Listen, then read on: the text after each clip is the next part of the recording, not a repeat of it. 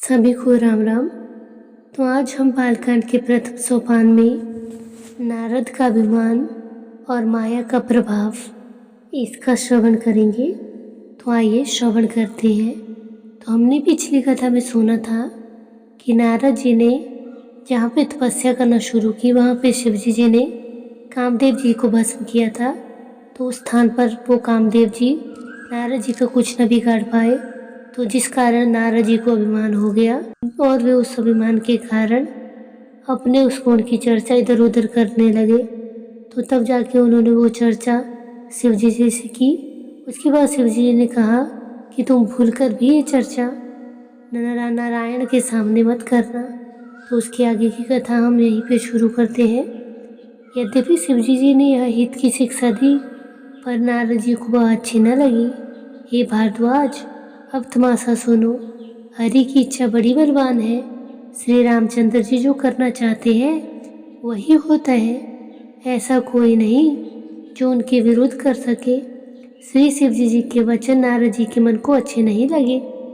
तब वे वहां से ब्रह्मलोक को चले गए। एक बार ज्ञान विद्या में निपुण मुनिनाथ नारद जी हाथ में सुंदर वीणा लिए हरिगुण गाते हुए क्षीर सागर हो गए, जहाँ वेदों के मूर्तिमान वेदांत तत्व लक्ष्मी निवास भगवान नारायण रहते हैं। रमा निवास भगवान उठकर बड़े आनंद से उनसे मिले और ऋषि नारद जी के साथ आसन पर बैठ गए।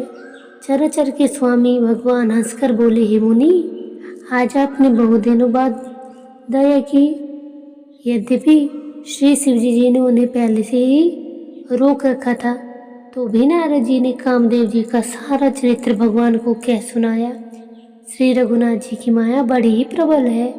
जगत में ऐसा कौन जन्म है जिसे विमोहित न कर सके। भगवान रूखा मुँह करके कोमल वचन बोले, हे मुनिराज, आपका स्मरण करने से तो दूसरों के मोह, काम, मद और अभिमान मिट जाता है।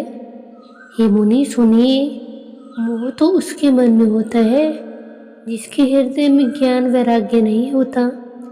आप तो ब्रह्मचर्य व्रत में तत्पर हैं और बड़े धीर बुद्धि वाले हैं। भले कहीं आपको भी कामदेव सता सकता है।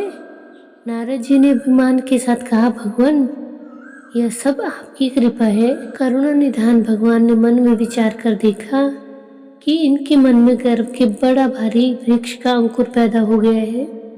मैं उसे तुरंत ही उखाड़ फेंकूंगा, क्योंकि सेवकों का हित करना हमारा प्रण है।